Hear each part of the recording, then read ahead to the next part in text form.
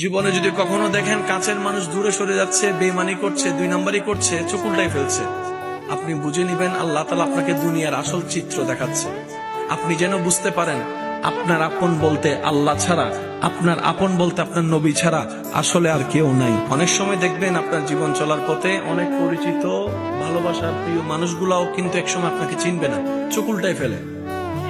বিশেষ করে আপনার যখন দুঃখের কষ্টের সময় যাবে, মনে রাখবেন ভালোবাসার সাথে শ্রদ্ধার সাথে বলে যায়, জীবনের কোন পরিস্থিতিতে যদি এই দৃশ্যটা আপনার সামনে আসে, আপনরাই দূরে সরে যাচ্ছে, মনে রাখবেন আপনার আল্লাহ আপনার উপর দয়া করা শুরু করেছেন। সুবহানাল্লাহ।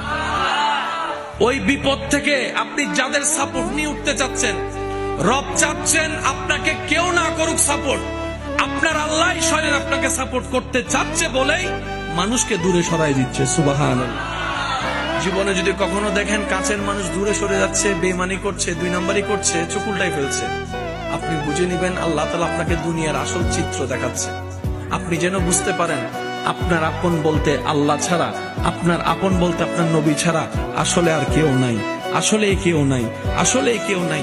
আপনার ভালোবাসার অধিকার পাওয়ার একমাত্র আল্লাহর আছে, স্রষ্টা হিসেবে নবীর আছে।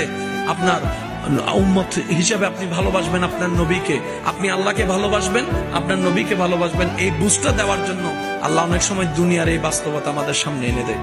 আল্লাহ তাআলা আমাদের সবাইকে বুঝার আমল করার তৌফিক দান করুক। আমিন।